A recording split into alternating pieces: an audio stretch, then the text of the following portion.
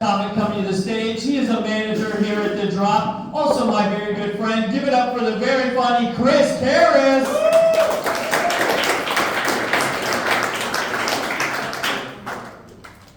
Alright guys, keep going for your host Kyle. How about time? It's funny as fuck, right? That kind of reminds me if you ordered like Slash off Timo. Like, it's like Slash is selling guitar lessons for $2.99, but then Ty shows up with Guitar Hero 2 and a PlayStation.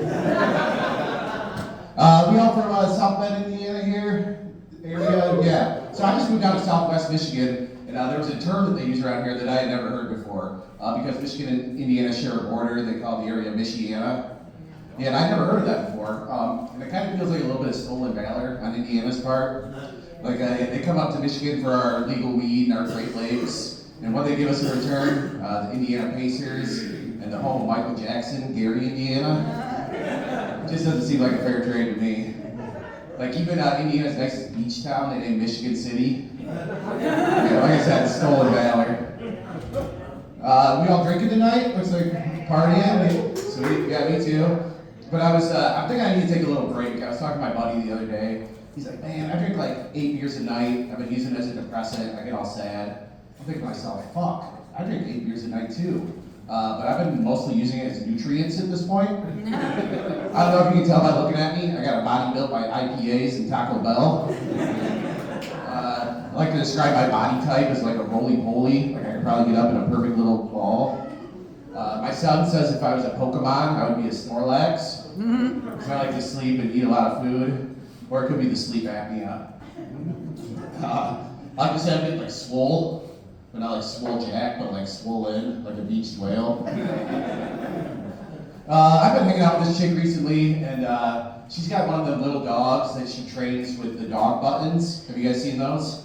So yeah, you can like train them and they'll be like, they'll hit it, they'll say outside or food. I see one is, you know, it just says help, and it was spamming help. And she's like, she doesn't need help, she just wants food. I've seen another one where it'll be like, treat, bitch. Them dogs are mean. But like I said, I think she likes the dog more than me. She hasn't really been paying a whole lot of attention to me, so I think I'm gonna buy some of them dog buttons. I looked on Amazon, they're kind of expensive, so I can only afford 3 of them. So I got sex, please, and bitch. So I'm like, sex please, bitch. I figure if I spam it long enough, eventually I'll get a sweet little treat. Yeah, she's not actually talking to me anymore. So yeah, that being said, I'm back on the dating apps, like the Tinder and Farmers Only. But my favorite's Cougar Time. Like, yeah, I would date an older lady if, like, you know, she paid my mortgage. Or she, you know, she's like, Kris, we paid off your student loans. Like, all right, I'm coming in. But you know what sucks is my sweet old mom is also on the dating apps. Yeah, so I'm afraid I'm gonna accidentally match with her one of these days. But, oops, wrong swipe. But she historically dated a lot of scumbags, so I think I'm in the clear. There's this one guy that she dated, his name was Jeff, and he used to cook a lot of food for us, so we gave him the nickname Chef Jeff. And looking back on it now, it was just a lot of like prison slop for teenage kids. I ran into him recently. He was at the gas station buying a can of SpaghettiOs. I was like, what are we cooking, chef? And he had no front teeth, so I think he goes by Meth Jeff now. Another dude she dated, my dad was like, I don't like that guy. He's a crackhead. I'm like, no, he's not, Dad. He buys his can of cigarettes and plays Bop It with us. But yeah, he was a crackhead. And he'd sit around and smoke crack, trying to get the high score on Bop It. And I've never smoked crack, but I imagine like once you get up around 100 on Bop It, it's gotta be fucking exhilarating. You know, you just Bop It, twist it. And then he'd get pissed if like we beat the high score. So I imagine he went and smoked some more crack and was back at Bop It. I went on a date with this chick recently, and I could tell things weren't going very well. And she's like, yeah, I'm just gonna pay the bill. I was like, no, let me pay for at least half of it. So I sent her $50 on Venmo. I don't know if you guys know this, but you gotta label your transactions on Venmo. I was like, all right, I'm gonna mess with this chick a little bit. So I sent her $50 and I labeled it butt stuff.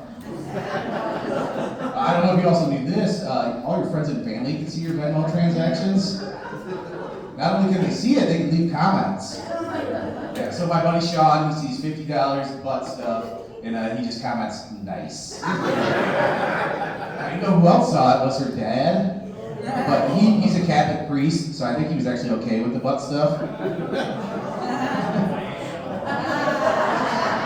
Alright, we like that one, good. Last one I'll leave you here with. So I went on another date with this girl, and anybody got like any guilty pleasure gas station foods? Like Bosco sticks or taco tornadoes? Oh, there you go. That's yummy. So mine is the gas station hard-boiled eggs. No, the good ones. They come with salt and pepper. But yeah, so I was like, pull over, babe. I'm gonna run to this gas station, grab a snack, and I come back with the hard-boiled egg. And she goes, if you eat that, we are gonna break up. I was like, babe, if you would have made me a sandwich, I wouldn't need this egg. No, I didn't say that to her. I was actually really embarrassed about the whole situation. So I hit her with the pickup line that like made us fall in love in the first place. You guys want to hear the pickup line? Yeah, it's a line of cocaine. So I line her up, and she's snorting it. While she's doing that, I'm off to the side, like sneaking bites of the egg. All right, my name is Kris. You guys are great.